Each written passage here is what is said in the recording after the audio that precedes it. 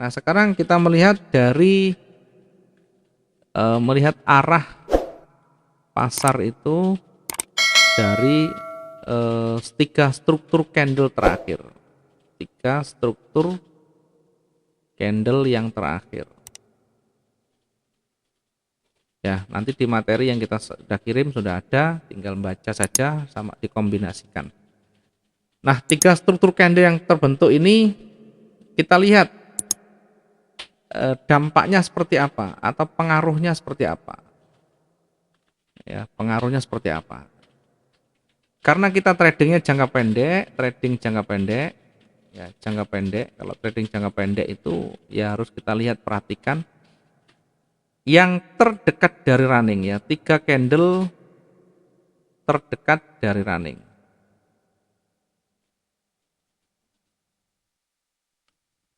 Tiga candle terdekat dari running, arahnya kemana, dampaknya seperti apa, nanti akan kelihatan. Dia mau kemana akan kelihatan. Contoh misalkan kita lihat candle terakhir ini ya, candle terakhir itu bukan, tidak termasuk runningnya. Candle terakhir, candle 3 candle sebelumnya ini berlaku di semua time frame, ya, karena kalau kita trading jangka pendek kita bisa H1. Di H1 perhatikan arah sumbunya atau arah kecenderungan ini kelihatan, high-nya makin ke bawah, makin turun. Kemudian tiga candle terakhir merah, hijau sampai di puncak tidak mampu ditolak oleh seller dan ditutup di bawah. Kemudian naik lagi tidak mampu lagi ditolak oleh seller, makin ke bawah. Jadi tiga struktur ini merah, hijau, merah ini tetap dominan merah, sehingga potensi lanjut turun makin besar di sana. Ya, potensi turun makin besar, maka ini ketika naik sebentar dia kembali turun lagi, ini masih berpotensi turun lagi. Jadi kita melihat tiga candle yang terakhir. Kalau kita melihat jangka panjang bagaimana? Untuk melihat 1 minggu, 2 minggu ke depan, 1 bulan ke depan, 1 tahun ke depan, apa bisa? Sangat bisa. Ya, tapi tidak bisa dengan time frame kecil. Kita melihat, kalau kita melihat 1 minggu ke depan atau 2 minggu ke depan, itu time frame-nya time frame besar, W1, time frame mingguan. Sehingga kalau kita melihat time frame mingguan, perhatikan struknya, tiga candle terakhir ini didominasi oleh buyer, maka 1 minggu ini masih berpotensi didominasi oleh buyer. Ya, masih dominasi oleh buyer. Dari mana? Dari histori sebelumnya. Kalau kita mau melihat 1 tahun ke depan bagaimana? Bisa, time frame-nya dinaikkan. Time frame-nya dinaikkan. Ya, ini kita batasi. 1 tahun itu 12 bulan. Jadi ini 1 bulan sekali ganti candle. Ya, pergerakan bulan juga kita bisa lihat. Untuk pergerakan panjang, ya 1 tahun itu dibatasi 12 bulan ini, perhatikan. Jadi pergerakan tahunan ini masih berpotensi lanjut naik lagi, karena ini hanya bersifat sementara. Ya, sementara buyer masih dominan. Ini koreksi, namanya koreksi. Setelah koreksi perhatikan dia naik kembali. Kemudian koreksi sebentar lagi, koreksi sebentar, kemudian kembali lanjut naik. Nah, dari sini kita bisa lihat arah kecenderungannya, ya, sumbunya yang bawah ini menuju ke atas. Ya, low-nya semakin ke atas. Ini semakin ke atas. Maka kalau sudah dimulai dengan buyer sudah mulai dominan di sana, arah kecenderungan tetap masih akan naik. Meskipun nanti diuji di area level psikologi di atasnya, akan ditahan di sini. Ketika dia bisa melewati level psikologi di atasnya, maka kemungkinan untuk naik akan jauh lebih besar. Silakan nanti dicek, silakan nanti dibuktikan. Ketika jelang-jelang akhir tahun dia bergerak di atas melewati 1987, sekian, maka di tahun depan berpotensi emas itu akan lanjut naik lagi. Ya, kalau dia breakout di sini, maka berpotensi akan kembali menyentuh tertingginya di 2075. Nah, ini kalau kita membaca candlestick di mingguan, bulanan, tahunan, bahkan bisa. Nah, itu hebatnya kita membaca price action. Oke, kita kembali ke materi struktur tadi. Yang 3 candle itu tetap berlaku di semua time frame. Kemudian berikutnya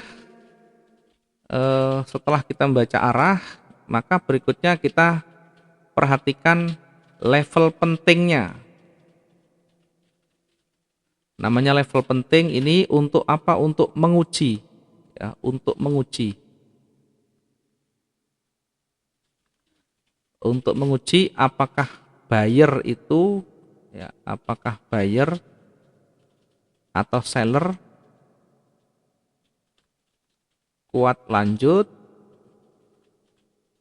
atau tidak, atau berbalik, bahkan berbalik. Ya, level penting ini untuk menguji apakah buyer itu kuat atau tidak, menembus level pentingnya, apakah mampu atau tidak. Kalau tidak mampu menembus, maka berpotensi untuk berbalik. Ya, kalau tidak mampu menembus, berpotensi balik. Kalau mampu menembus, maka berpotensi lanjut. Nah, level penting ini apa saja? Level penting yang kita bahas ada dua. Yang pertama adalah support atau resisten. Support dan resisten. Nah, nanti dalam menentukan support resisten itu kita sudah sampaikan sebenarnya berulang kali, tapi nanti kita akan coba bahas. Saya tidak menyebut area support resisten, tapi nanti saya lebih banyak menyebut level psikologi. Psikologi. Ya, karena kalau level psikologi itu bisa melihat lebih awal, lebih dini di mana dia banyak ditolak. Sementara kalau kita berpatokan pada support resisten yang secara bakunya, maka ini ada rumusnya. Ada rumusnya untuk menentukan titik support resisten itu ada rumusnya. Ya, harus dicari dulu namanya pivot. Setelah pivot baru kita menentukan area support dan resistennya. Meskipun ada indikator yang dipakai, meskipun sudah ada indikator yang sudah jadi tinggal masukkan, tapi saya tetap tidak mendukung untuk menggunakan support dan resisten bawaan indikator. Saya lebih cenderung menggunakan level psikologi karena di sini nanti akan bisa kita detek secara dini potensi dan peluangnya. Ya, artinya peluang untuk kita entry lebih awal dengan memanfaatkan level psikologi ini akan ketemu sehingga tidak perlu jauh-jauh menunggu support resisten yang ada di indikator. Kalau indikator ini baku, sudah hitungannya baku. Tapi kalau level psikologi itu nanti bisa fleksibel mengikuti kondisi pasar yang terjadi. Kita mulai dari menentukan support resisten ya. Ada dua, nanti ada support resisten, yang kedua adalah retracement. Ya. Kita mulai dari yang pertama dulu. Ada level penting tadi, yang pertama ada support dan resisten. Support ada resisten. Nah, support ini gampangnya, bahasa gampangnya adalah benturan atas, benturan bawah, sorry. Benturan bawah. Resisten adalah benturan atas. Di mana di arah benturan ini kita nanti melihat pasarnya apakah lewat atau tidak. Kalau kita logikakan, kita analogikan, ya benturan bawah ini lantai. Kemudian benturan atas ini kita analogikan sebagai atapnya. Nah, kita melempar bola atau melempar sesuatu di bawah, ketika kekuatan bola atau batu itu jauh lebih besar, maka lantai ini bisa jebol. Ketika kekuatan batu yang kita lempar itu atau kekuatan bola yang kita lempar itu sangat kuat sekali dan lebih kuat dari lantainya, maka lantai ini bisa jebol atau breakout istilahnya. Sebaliknya, ketika kekuatan lantai ini jauh lebih kuat, ya, bola yang kita lempar, batu yang kita lempar itu bisa terhenti di situ, bahkan memantul. Nah, ini kita bahas di supportnya. Resisten juga begitu, resisten itu sebenarnya atapnya. Kalau atapnya kuat, kita lempar batu, kita lempar dengan bola, maka atapnya tidak terlalu banyak pengaruh, artinya tidak bisa jebol di sana. Bahkan bolanya akan terlempar ke bawah. Sebaliknya, ketika kekuatan ini jauh lebih besar dari atapnya, maka atap ini pun bisa jebol, bisa lewat, ya. Bahasanya adalah breakout kalau di trading. Nah, bagaimana cara kita membaca support dan resisten? Ya, sekali lagi tadi saya masuk di support resisten menggunakan logika saja, tidak usah dengan indikator. Kita menggunakan yang gampang yang bisa kita baca secara visual. Ya. Jadi support dan resisten itu paling gampang kita lihat begini. Ya, support itu selalu menjadi benturan di bawah. Ini support. Kemudian ketika naik terhenti kemudian dia kembali, maka ini menjadi resisten.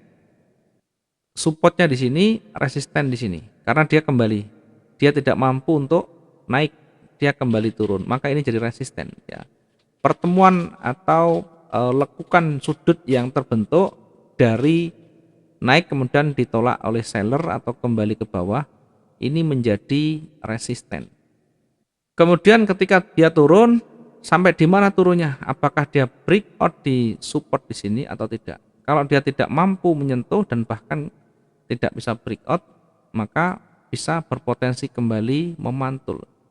Sehingga kalau tidak menyentuh support yang di bawah dan harga di sini terhenti memantul ke atas, maka di sini akan membentuk support yang baru. Ya, sehingga ini support yang terdekat, ini resisten yang terdekat. Ya, begitu dia naik, kita uji lagi di area resisten ini, apakah dia lewat atau tidak. Kalau dia lewat, itu namanya breakout. Nah, ketika dia lewat breakout, maka fungsi yang awalnya tadi resisten ini berubah menjadi support sekarang. Ya, berubah menjadi support.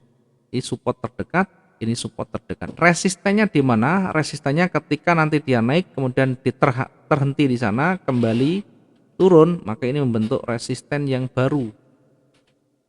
Kemudian perhatikan dia turunnya, apakah dia melewati support atau tidak. Kalau dia melewati support, maka kembali fungsi support ini berubah lagi menjadi resisten karena dilewati. Nah, sekarang supportnya di mana? Ya, support yang jauh tetap, support yang terdekat itu ketika dia membentuk lekukan baru, membentuk sudut yang baru. Nah, di sini terhenti. Kemudian dia berbalik, maka ini menjadi support yang baru. Nah, resistennya di mana? Resisten di sini tadi. Ya, resisten di sini. Kemudian ketika dia naik lagi, perhatikan apakah dia nembus atau tidak. Kalau dia nembus, berarti fungsi yang awalnya resisten di breakout ini kembali jadi support lagi. Lebih tinggi lagi di atasnya nanti kita lihat di mana benturannya, di mana dia lakukannya. Di sini di breakout, maka resisten yang di atas kembali berfungsi jadi support lagi yang terdekat. Resistennya di sini. Kemudian ketika dia turun melewati resisten ini, melewati support ini, maka sama, ini fungsinya jadi resisten. Nanti kita lihat di sini kembalinya di mana. Kalau dia mantul jadi support dan seterusnya. Ya, contohnya begini. Ya, contohnya ketika naik turun perhatikan. Ini naik kemudian turun. Maka yang di atas di sini menjadi support. Ini menjadi support. Resisten ya di atas. Yang awalnya di sini support, kemudian yang di atas tadi ini resisten, kemudian terhenti di situ kembali turun, maka yang di atas ini ya, yang di atas ini adalah support resistennya, di bawah supportnya, karena tidak breakout di support di bawah dan membentuk atau kembali memantul, maka ini menjadi support barunya, ya, support baru di sini. Nah, nanti saya menyebut sebagai level psikologi. Di sini ada level psikologi, di sini level psikologi. Level psikologi yang di atas bisa berfungsi sebagai resisten, yang di bawah bisa jadi supportnya. Ketika resisten dilewati di breakout, potensi lanjut naik. Nah, meskipun tidak banyak, artinya yang kita baca, yang kita pahami, lanjut naik, ada peluang untuk kita entry dan lanjut, sehingga ada peluang untuk kita profit. Ya, bukan untuk kepentingan orang, tapi untuk kepentingan kita sendiri. Yang kita baca, kita pahami, ada peluang, kita entry, masuk, profit, selesai. Apakah nanti marketnya mau naik lagi, mau turun lagi, itu urusan pasar. Oke, perhatikan ketika dia mulai ditolak, mulai berbalik ya, mulai berbalik. Di resisten ini, di sebelah kita dia resisten, kemudian ini terhenti, kembali turun. Nah, di resistennya dia kembali turun. Nah, di bawah itu ada support, apakah dia dilewati? Kalau dia tidak dilewati, berpeluang menjadi berpeluang untuk memantul ya. Fungsinya tetap karena tidak dilewati menjadi support. Jadi sekali lagi pasar itu akan selalu kembali pada harga masa lalunya. Ketika dia menyentuh dan tidak breakout, berpotensi memantul. Ketika dia melewati, berpotensi kembali lanjut naik lagi. Atau kalau di bawah ya turun lagi. Selalu begini memantul, sehingga kelihatan, oh ini mau naik. Dari arah kecenderungannya kelihatan, mulai strukturnya kita lihat, candlenya mulai merangkak naik. Kemudian di atas kita uji, ada lekukan di sana, namanya level psikologi atau di resistennya di sana.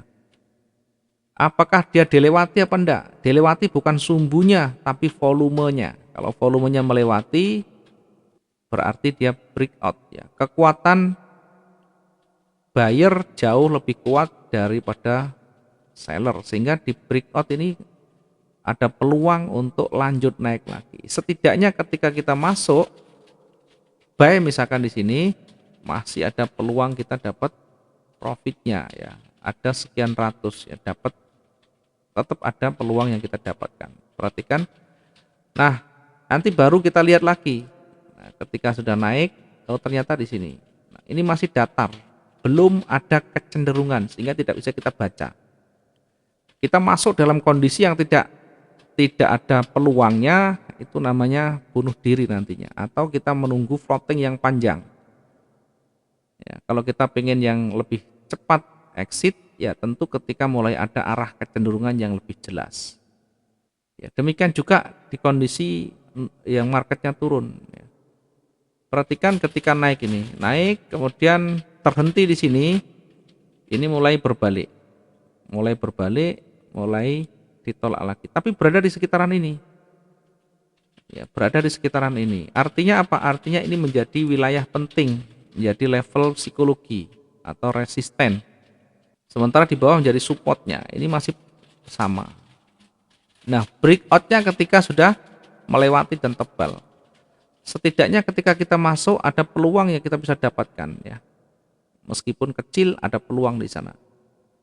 Harusnya kondisi seperti ini, satu kita perhatikan di bawah ada level psikologi, di ujungnya kita bisa jadikan sebagai level psikologi di sini, banyak ditolak. Jadi level psikologi resisten itu tidak hanya lekukan, tapi high dan low-nya bisa kita jadikan sebagai wilayah pentingnya, bisa jadi resistennya, bisa jadi supportnya.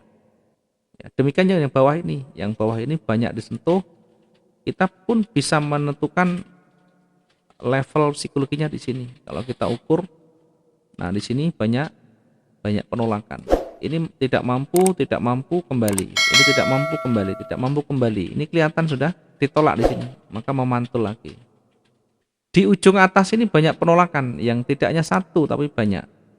Di sini disentuh tidak mampu, naik ditolak, naik ditolak, naik ditolak. Semakin banyak ditolak, semakin besar peluang untuk kembali atau memantul.